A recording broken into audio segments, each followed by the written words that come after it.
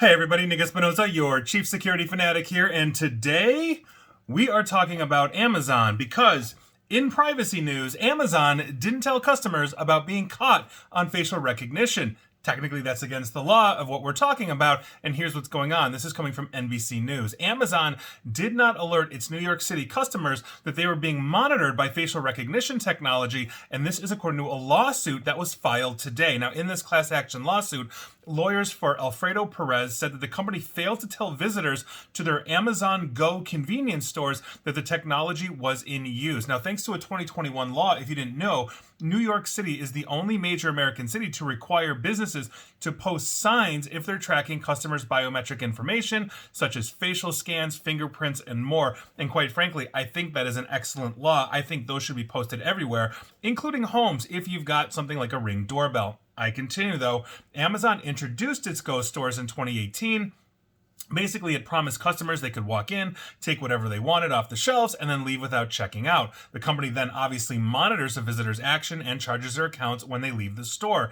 It opened its first New York City location the following year and has 10 stores, all of which are in Manhattan, according to Amazon. Now, the lawsuit says that Amazon only recently put up signs informing New Yorkers of basically use of facial recognition technology more than a year after that disclosure went into effect. Amazon did not respond to NBC News for requests. Now, for Amazon Go to successfully track customers and the items they take, they obviously have to continue monitoring not just your face, but also your body. And I quote the lawsuit.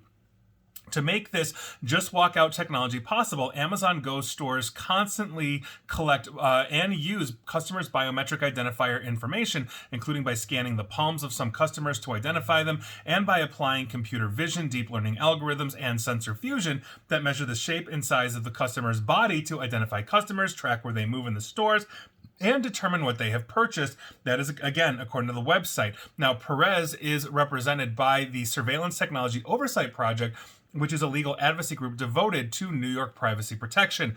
Obviously, they're doing the cyber lord's work, but that is 100% correct. How do you think an Amazon Go store or any place that is completely unmanned is going to work? You're going to walk in, you're going to be on facial recognition, they're going to get other biometrics on you, they're definitely going to scan my body to make sure that I'm not stuffing, a whole bunch of cans of something down my pants, as I'm trying to rip the store off. And so obviously if I'm walking out a hell of a lot more bulkier than when I walked in, that's obviously not a good sign. They can match that with the inventory and then, I don't know, send the cops after me, bill me, whatever it is. And so obviously this is an issue, but the other side that I have of this, the other problem I have with this is that, Amazon, like the other behemoths of the world, what are they doing with this biometric information? Obviously, if I'm a regular customer to an Amazon Go store, they're going to basically look at my biometrics constantly. So when I walk in for the 10th time, it's going to recognize, oh, that's Nick. This is my body type. This is everything. And so if something changes, there you go. So they're storing this indefinitely, or at least for a long amount of time.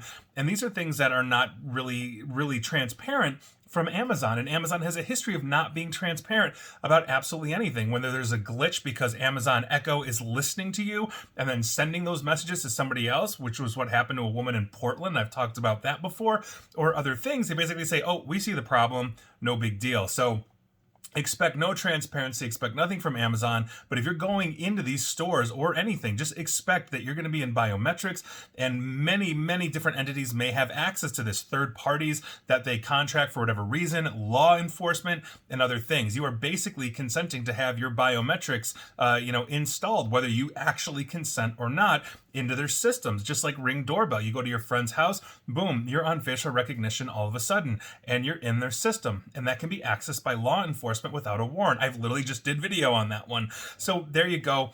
I think this is a mess. I'm glad these things are going through, but to my original point, I applaud New York City for requiring businesses to post signs that say you're on camera, you're on facial recognition, and all of that. Here in Illinois, I'm around Chicago, we have the BIPA, the Biometric Information Privacy Act, which they, quite frankly, that should be part of that law as well, not just the online platform. So there you go. We'll see where this goes, but just understand privacy, especially when it comes to facial recognition and biometrics, those that are uniquely yours are, quite frankly, going away in terms of being private. And I think that's something we need to discuss. And that's something that, quite frankly, is terrifying to me. And please like, share, follow me here on Facebook and Twitter, where I promise I won't collect any of your biometric information, but they will. Same with YouTube.